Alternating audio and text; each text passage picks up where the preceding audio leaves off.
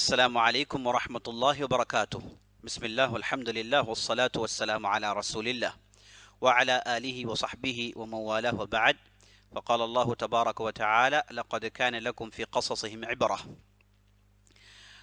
عزیز دوستو، پیارے ساتھیو، ماؤں بہنوں اور خواتین اسلام، میں سب سے پہلے اللہ رب العزت کی بارگاہ میں دعا کرتا ہوں کہ اللہ تعالیٰ جس طرح ہمیں اس مبارک مہینے میں زندہ رکھا ہے اور اس مہینے کو حاصل کرنے کی توفیق بخشی، اسی طرح ہمیں آنے والے سالوں میں ان مبارک مہینوں سے لطف اندوز ہونے کا موقع نصیب کرے، آمین یا رب العالمین۔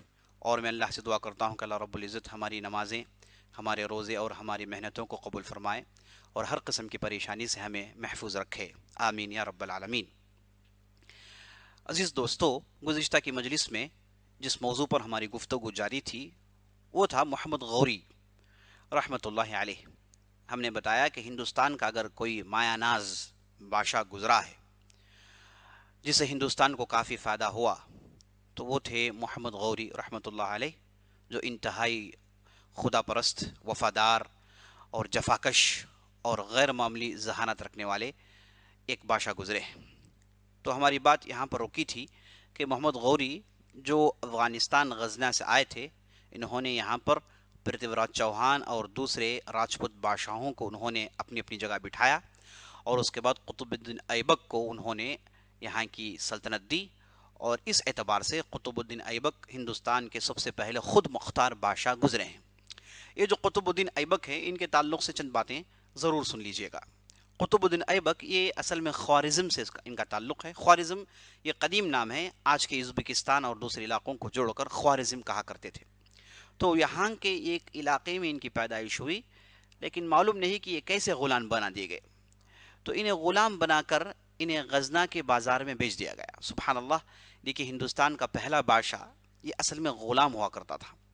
اللہ سبحانہ و تعالی جب چاہے جس کی حالت بدل سکتا ہے، ایک غلام کو اٹھا کر بلند عرش میں بٹھا سکتا ہے۔ تو دیکھیے، یہ جو قطب الدین ایبک جو ہندوستان کے پہلے خود مختار بادشاہ گزرے ہیں، یہ اصل میں غلام ہوا کرتے تھے۔ تو خوارزم میں ان کی پیدائش ہوئی، اور نامعلوم حالات میں یہ غلام بنا دیے جاتے ہیں اور غزنہ کے بازار میں انہیں بیچنے کے لیے لایا جاتا ہے۔ تو اتفاقاً محمد غوری جو غیر معمولی ذہانت رکھنے والے اور لوگوں کو جیسے ہی دیکھتے ہیں ان کی اصل حالت کو پنپنے پر غیر معمولی قدرت انہیں حاصل تھی، تو ان کی نظر جب اس غلام پر پڑی تو انہیں معلوم ہو گیا کہ غلام اس کے اندر غیر معمولی ہونہار غلام ہے، غیر معمولی صلاحیتوں سے یہ لبریز ہے۔ تو وہاں سے محمد غوری نے خریدتے ہیں۔ تو جب انہیں خریدتے ہیں تو یہ بات معلوم ہوتی ہے کہ یہ بہترین قرآن کی تلاوت کر سکتے ہیں، اور اسلامی علوم میں فقہ اور اصول الفقہ اور دوسرے علوم میں انہیں غیر معمولی واقفیت حاصل ہے۔ غلام تھے لیکن انہوں نے ڈھیر سارا علم حاصل کیا۔ پوچھنے پر معلوم ہوا کہ خوارزم کے ایک بہت بڑے فقیہ کے یہاں یہ غلامی کر چکے ہیں، اور وہ فقیہ نے ان کی باقاعدہ تربیت کی۔ اس فقیہ نے انہیں نہ غلام رکھا بلکہ انہیں باقاعدہ تربیت کی، انہیں علم سے لبریز کیا اور بہترین تربیت کی، اخلاق سکھایا۔ تو محمد غوری بڑے تعجب میں پڑ جاتے ہیں کہ عام طور پر غلام ایسے نہیں ہوتے، لیکن ایسا زمانہ اسلام کے طفیل سے آیا عزیز دوستو، جہاں پر غلاموں کو بادشاہ کی حیثیت ملی۔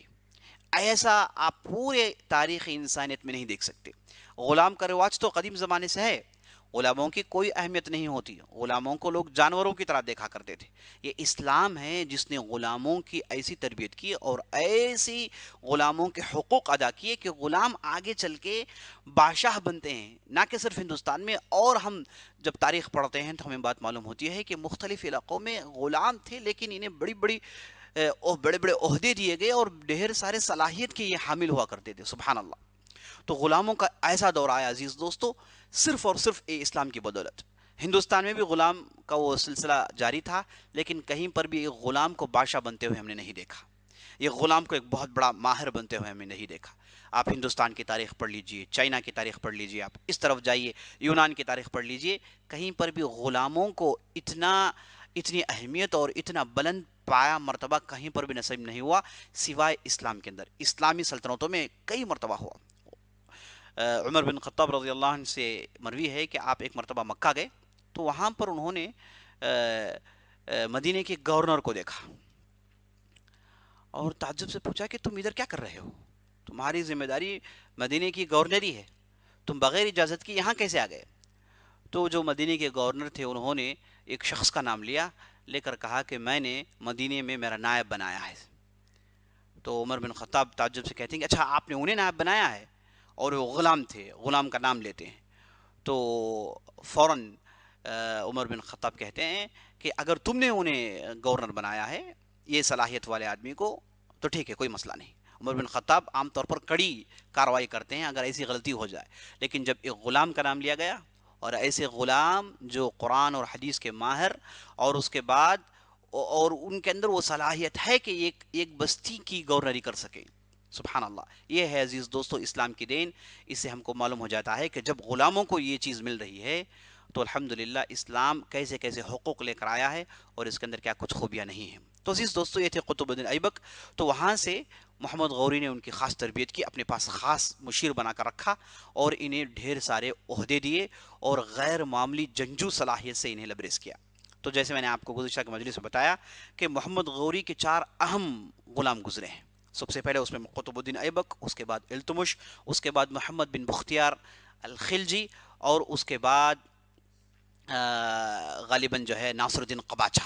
یہ 4 افراد تھے جو غلام تھے، سب کے سب غلام ہیں، کیونکہ جیسے میں نے بتایا محمد غوری کی کوئی نرینہ اولاد نہیں، لڑکا ان کا کوئی نہیں تھا، سب یہ غلام تھے، اور سب کی انہوں نے غیر معمولی تربیت کی۔ اور جب ان سے پوچھا گیا کہ آپ کے بعد کون بادشاہ بنے گا، کون اس کی ذمہ داری لے گا، تو کہا کہ مجھے نرینہ اولاد کی ضرورت نہیں ہے، میرے پاس تو ایسے غلام ہیں، یہ بہترین انداز سے حکومت چلا سکتے ہیں۔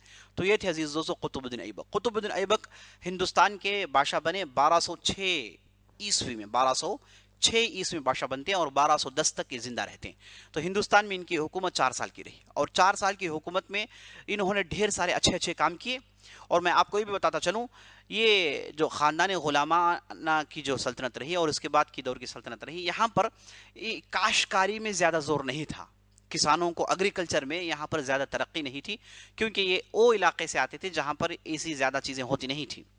تو ہندوستان کو جو فائدہ ہوا وہ یہ کہ ساری دنیا سے یہاں پر تاجر کثرت سے آنے لگے، اور وہ عزیز دوستو خاندان غلامانہ جو ہندوستان میں ان کی حکومت رہی، ان کی دور کی خوبی یہ ہے، لگ بھگ 100 سال کی ان کی حکومت تھی، ان کی دور کی خوبی یہ ہے کہ ان کے دور میں عالم اسلامی میں، جہاں بغداد، دمشق اور دوسرے علاقے، مصر ہو گیا، دوسرے علاقوں میں تاتاریوں کا حملہ آنا شروع ہو گیا۔ تاتاری، ڈھیر سارے تاتاری یہ ان علاقوں میں گھس آئے، اور ان علاقوں کو انہوں نے جلایا اور برباد کیا۔ یہ تاتاری کون ہیں یہ بھی جان لیجئے۔ تاتاری یہ، ان کا تعلق منگولیا سے ہے۔ وہاں کے بعض یہ قبائل، جنگلی قبائل کے لوگ ہیں جو اچانک اٹھتے ہیں، اور ان میں سے قبیلہ بڑی تیزی سے اٹھتا ہے، اور ان میں سے خاص طور پر یہ چنگیز خان کا نام آتا ہے۔ لوگ چنگیز خان کو مسلمان سمجھتے ہیں، وہ مسلمان نہیں تھے، وہ اسی جنگلی قبیلے سے ان کا تعلق تھا، وہ صاحب کا، اور وہ خونخوار آدمی تھے۔ اور ان کی جو ہے اولاد میں ہلاکو خان ایک ایسے شخص ہیں جو اسلام قبول کرتے ہیں۔ تو یہ جو منگول اچانک ان میں سے بعض قبائل طاقت میں آتے ہیں، آس پاس کے قبائل کو برباد کرتے ہیں، اور خون خرابہ عام کرتے ہیں، بستیوں کو جلانا، لوگوں کو لوٹنا، لوگوں کو مارنا ان کے لیے کوئی موضوع تھا ہی نہیں۔ تو یہ جو یہ جنگلی قبیلہ، جو وحشی قبیلہ، اسے ترقی ملی تو یہ عالم اسلامی میں حملہ کرنا شروع کر دیتے ہیں۔ بہت دنوں تک عباسی خلیفہ نے روک رکھا، لیکن ابن علقمی نامی ایک وزیر کی غلطی کی وجہ سے یہ بغداد میں گھس آئے، اور انہوں نے جہاں کہیں بھی گیا انہوں نے بستیوں کو جلایا، خون بہایا، برباد کیا۔ اور عالم اسلامی میں، جیسے میں نے آپ کو گزشتہ مجلس میں بتایا تھا، ابن اثیر رحمۃ اللہ علیہ کہتے ہیں کہ یہ گویا کہ قیامت برپا ہو گئی تھی، ایسا انہوں نے ہنگامہ کیا۔ یہ ساری دنیا میں گھومے، بہت بڑی بڑی سلطنتوں کو انہوں نے برباد کیا، لیکن ہندوستان نہیں آ پائے، سبحان اللہ، کیونکہ ہندوستان میں محمد غوری کے یہ جو غلام تھے، قطب الدین ایبک کا زمانہ تھا، اور اس کے بعد التمش آئے، اور اس کے بعد رضیہ سلطانہ آئے، اور اس کے بعد ناصر الدین محمود، اور اس کے بعد بلبن جیسے افراد آئے، جنہوں نے ہندوستان کے حدود کو زبردست بنایا، اور منگولوں سے کئی جھڑپیں ہوئی، لڑائیاں ہوئی، لیکن منگولوں کو اندر آنے نہیں دیا۔ یہ منگول اس زمانے میں مسلمان نہیں تھے، پتہ نہیں کس مذہب کے پیروک تھے، ان کے ہاں عجیب و غریب رواجات اور عجیب و غریب چیزوں پر عمل کرنا، یعنی بالکل وحشی لوگ تھے، جو عالم اسلامی میں اور عالم دنیا میں ایک عذاب کے طور پر آئے۔ تو منگولوں کو روک کے رکھنا یہ قطب الدین ایبک کا بہت بڑا کارنامہ ہے، منگولوں کو اندر آنے نہیں دیا، اور حدود بندی زبردست بنائی انہوں نے، اور کبھی بھی منگولوں کو اندر آنے نہیں دیا۔ तो मोहम्मद गौरी के जो ग़ुलाम थे उनमें कुतुबुद्दीन ऐबक जो दिल्ली की सल्तनत उनके हाथ थी, और उसके बाद नासिरुद्दीन क़बाचा जिनके हाथ में सिंध था, और दूसरे इलाक़ों में एल्दोज़ नामी एक दूसरे थे। ये सब मोहम्मद गौरी के ग़ुलाम थे। लेकिन मोहम्मद गौरी जाने के बाद इनके आपस में झगड़े शुरू हो गए, तो एक दूसरे की सल्तनत को हासिल करने की उन्होंने कोशिश की। कुतुबुद्दीन ऐबक इन लोगों को रोके रखा। बाद में इल्तुमिश आए, उन्होंने नासिरुद्दीन क़बाचा और दूसरे ग़ुलामों को अपनी जगह से हटाकर उस सल्तनत को अपने अंदर शामिल कर लिया। तो ये थे कुतुबुद्दीन ऐबक अजीज़ दोस्तों। तो इनका पहला कारनामा यह था कि मंगोलों को अंदर आने नहीं दिया, और तिजारत इनके ज़माने में काफ़ी तरक्की हुई। तो सारे आलम से ताजिर आने लगे, चूंकि आलम जल रहा है तो उन्हें बचने का ही मौका था। तो ताजिर आते और हिंदुस्तान से ढेर सारा माल ले जाते। तो उस ज़माने में एक्सपोर्ट में काफ़ी ज़बरदस्त काम हुआ, इंपोर्ट में काम कम हुआ, एक्सपोर्ट में ढेर सारा काम हुआ।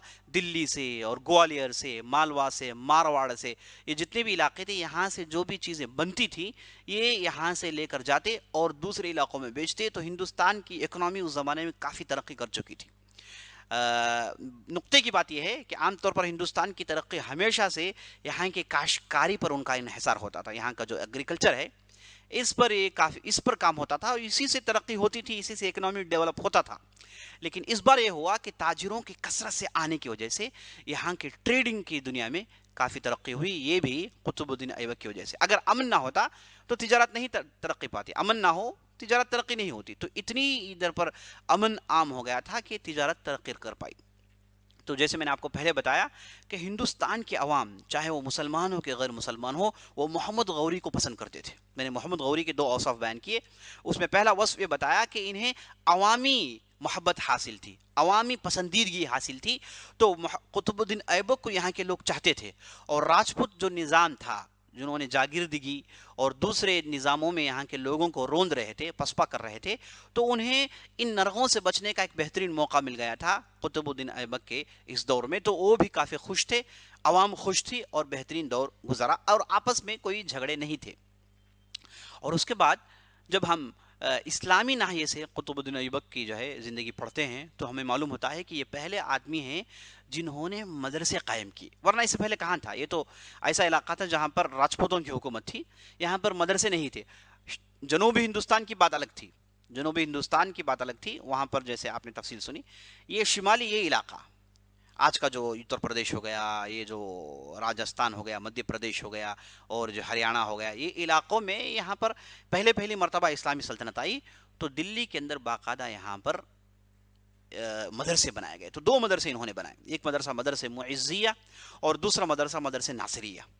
तो 2 मदरसे यहाँ पर काफ़ी तरक्की पाते हैं। यहाँ पर उलूम इस्लामी को फ़रोग़ मिलता है। पहली मर्तबा यहाँ पर हदीस के उलमा लाए जाते हैं, और पहली मर्तबा यहाँ पर फ़िक़्ह उलमा लाए जाते हैं। तो उलमा की भी आमद हुई, ताजिरों के साथ उलमा की भी आमद हुई। मैंने मोहम्मद गौरी के ज़िंदगी में बताया था कि हिंदुस्तान के मशहूर सूफ़ी जिनका नाम ख्वाजा मोइनुद्दीन चिश्ती था, उनके और वो जो कुछ उनकी दरगाह में हो रहा है कोई ताल्लुक़ नहीं, इसका भी मैंने जिक्र किया। तो ये मोहम्मद गौरी के साथ हिंदुस्तान तशरीफ़ लाए थे, हिंदुस्तान आए थे, और यहाँ पर इस्लाम फैलाने में इनकी भी काफ़ी मेहनती जो है कंट्रीब्यूशन रहा है। तो अजीज़ दोस्तों, ये थे कुतुबुद्दीन ऐबक। ये उसके बाद वफ़ात पा जाते हैं 1210 ईस्वी में।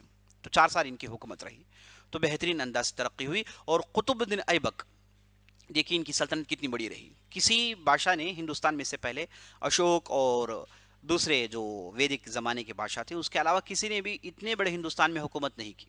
तो कुतुबुद्दीन ऐबक की हुकूमत आपको अजीज़ दोस्तों लाहौर से लेकर विंध्याचल तक, विंध्याचल जो आज महाराष्ट्र के अंदर जो पहाड़ियाँ हैं, इसके बाद दक्कन का सिलसिला शुरू होता है। ये जो विंध्याचल पहाड़ियाँ हैं, यहाँ तक इनकी हुकूमत रही।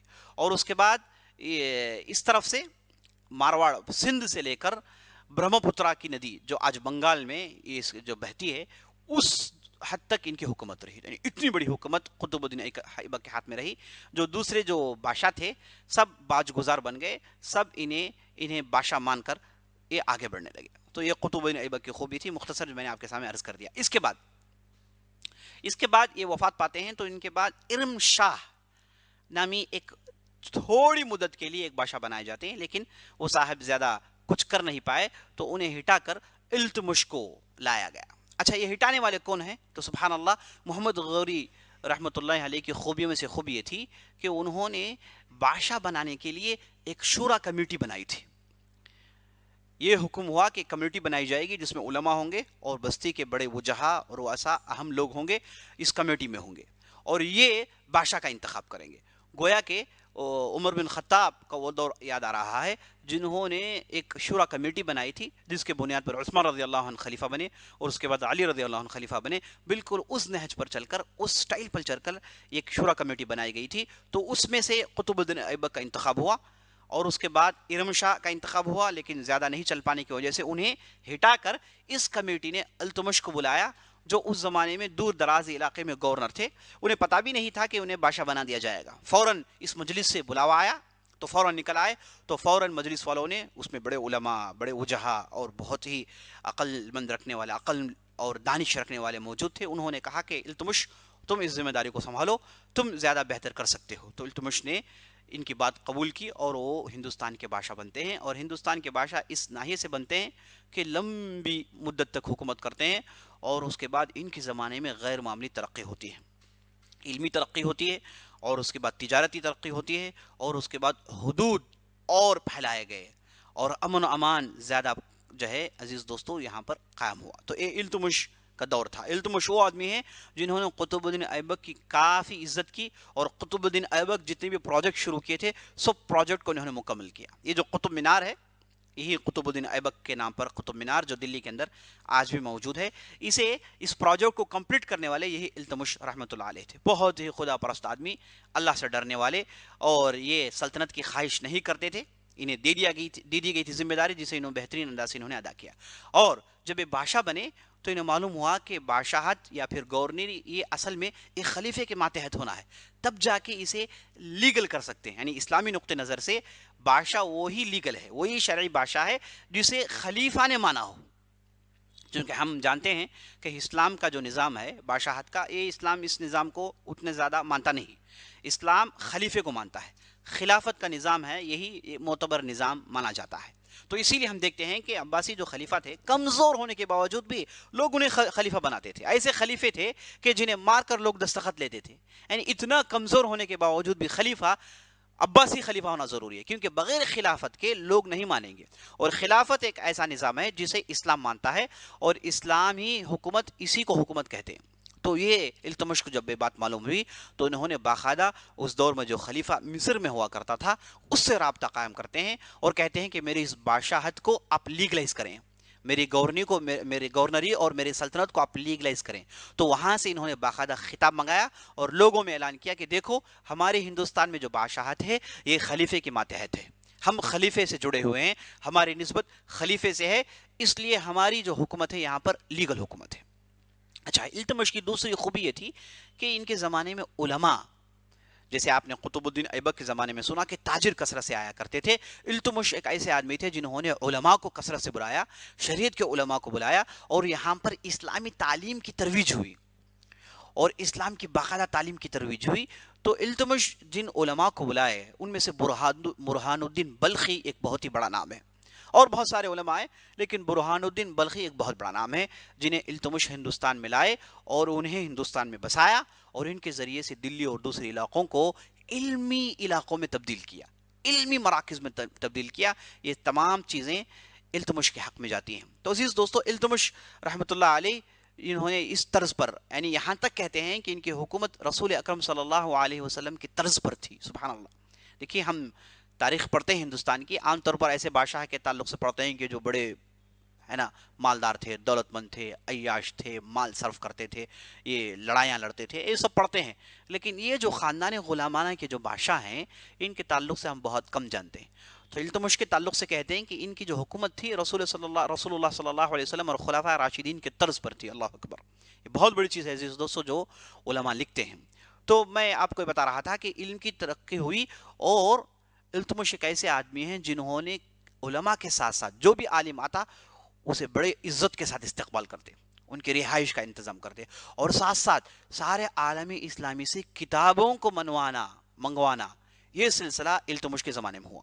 بڑی بڑی کتابیں لائی جاتی، جو بھی کتاب لاتے انہیں بے تحاشا تحفے دیتے، کتابیں منگاتے تھے۔ اور آپ کو یہ معلوم ہے کہ یہ زمانہ تھا کہ جب بغداد دوسرے علاقے جل رہے تھے تو وہاں پر علم ختم ہو رہا تھا، لائبریریوں کو جلا رہے تھے ظالم، تو یہاں پر جو بھی کتابیں لاتے انہیں ہاتھوں ہاتھ لیتے تھے، اور ڈھیر سارے مینuscripts، ڈھیر سارے مخطوطات التمش کے زمانے میں جمع ہوئے، جو بعد میں چل کر یہاں کے علماء کو بہت بڑا فائدہ ہوا۔ میں آپ کو یہ بھی بات بتاتا چلوں، جتنی بھی عربی کتابیں ہیں، چاہے وہ تاریخ کی ہوں، تفسیر کی ہوں، حدیث کی ہوں، فقہ کی ہوں، اصول الفقہ کی ہوں، جتنی بھی جو ہے یہ علمی کتابیں آج ہم دیکھتے ہیں جو چھپ کر منظر عام میں آئی ہیں، ورنہ اس سے پہلے چھپنے کا وہ نظام نہیں تھا، لوگ تو نسخ کرتے تھے۔ تو جتنی بھی کتابیں بعد میں چھپی، یہ چھپی کہاں؟ مصر کے اندر، چھپی عرب دنیا میں، لیکن اصل نسخے حاصل کرنے کے لیے ہمیشہ سے عالم اسلامی میں آج بھی دو جگہوں سے رجوع کرتے ہیں، دو جگہوں کو دیکھا جاتا ہے، ایک مصر اور دوسرا ہندوستان۔ ایک مصر، دوسرا ہندوستان۔ ہندوستان میں حیدرآباد کے اندر آج بھی دارالمعارف نامی ایک بہت بڑا ادارہ ہے، جو آج بالکل کمزور حالت میں ہے۔ یہاں پر وہ رونق، وہ چیز نہیں ہے جو ایک زمانے میں ہوا کرتی تھی۔ تو اس کے اندر ڈھیر سارے مخطوطات، ڈھیر ساری کتابیں جو ساری دنیا میں نہیں ملتی، آج بھی ہیں، موجود ہیں۔ تو یہاں پر جو مخطوطات جو موجود ہیں، اس کا سلسلہ التمش کے زمانے میں شروع ہوا عزیز دوستو۔ یہ عثمانی جو حیدرآباد کے اندر ان کی جو حکومت رہی، یہ بعد میں یہ لوگ آئے، تو یہاں پر انہیں جو کتابیں ملی، یہ ہندوستان کے جس سے پہلے جو بادشاہ تھے، انہوں نے اپنی وراثت میں ان کتابوں کو چھوڑا، جو آج بھی یہ سلسلہ موجود ہے۔ تو اس کا آغاز ہوا عزیز دوستو التمش کے زمانے میں۔ اس اعتبار سے آپ تصور کر سکتے ہیں کہ التمش رحمۃ اللہ علیہ کس اہمیت کے حامل تھے۔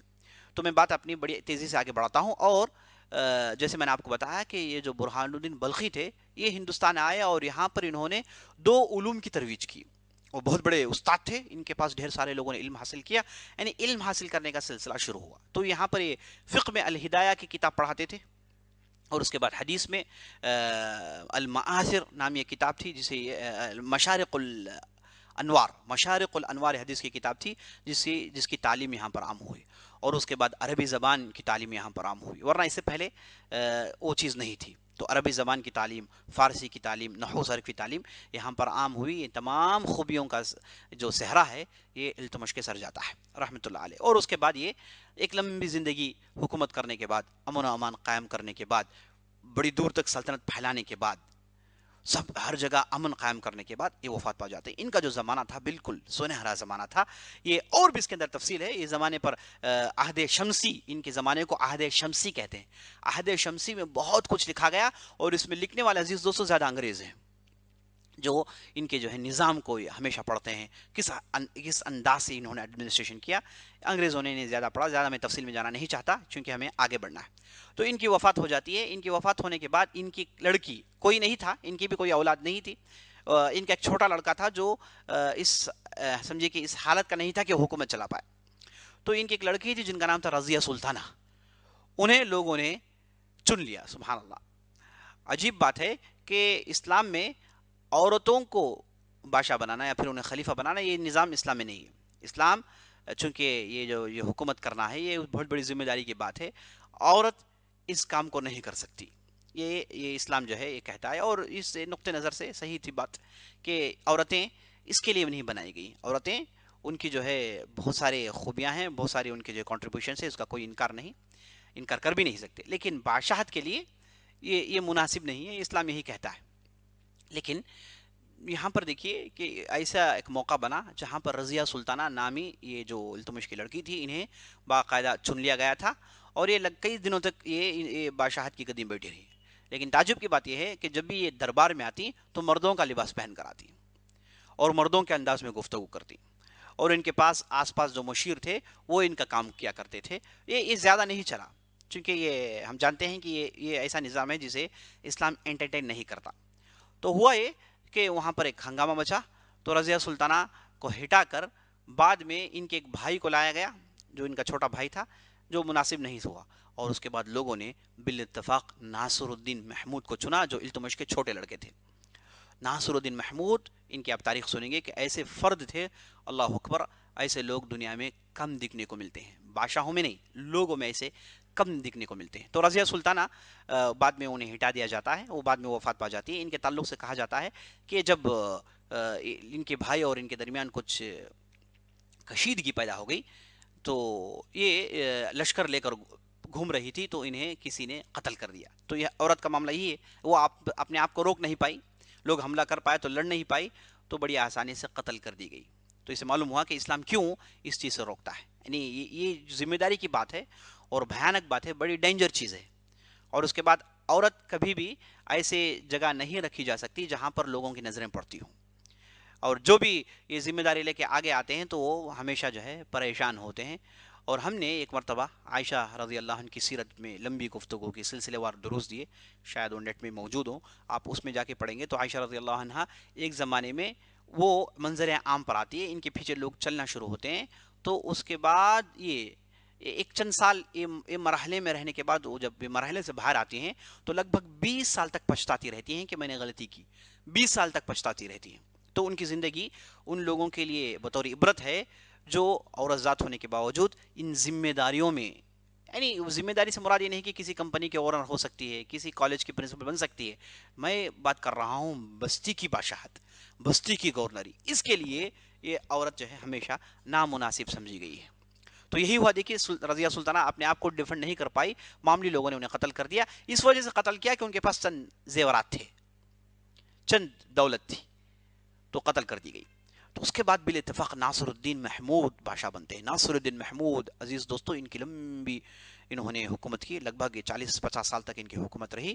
اور یہ ایسے بادشاہ گزرے ہیں ہندوستان کی تاریخ میں جو بالکل انوکھے ہیں، بالکل انوکھے ہیں. ایسا بادشاہ سبحان اللہ، خلفاء راشدین کے بعد، صلاح الدین ایوبی کے بعد اور دوسرے جو اہم افراد ہیں ان کے بعد ایسا بادشاہ نظر نہیں آتا. لیکن تعجب کی بات ہے کہ ہم میں سے کتنے ہیں جو ناصر الدین محمود کے تعلق سے جانتے ہیں. ناصر الدین محمود جو خاندان غلامہ سے ان کی تعلق تھے، دلی کے بادشاہ رہے، تو یہ ان کے تعلق سے کتنے ہم لوگ جانتے ہیں. میں یہ سوال آپ کے پاس چھوڑ کر میری مجلس کو ختم کرتا ہوں کیونکہ وقت ہمارا ساتھ نہیں دے رہا ہے. اگر یہ گفتگو میں شروع کروں تو لمبی ہو جائے گی. تو میں آپ سے اجازت چاہتا ہوں، اللہ سے دعا کرتا ہوں کہ اللہ رب العزت ہماری محنتوں کو قبول فرمائے اور ہمارے فہم کو مضبوطی دے اور تاریخ کی سمجھ ہمارے اندر لائے. اقول قولی هذا واستغفر الله لي ولكم ولسائر المسلمين من كل ذنب وخطيئة فاستغفروه انه الغفور الرحيم. وصلى الله على نبينا محمد وعلى اله وصحبه اجمعین. آپ ضرور یہ لیکچرز کو آگے بڑھائیں. بس اسی سے اپنی بات ختم کرتے ہوئے آپ سے رخصت لیتا ہوں.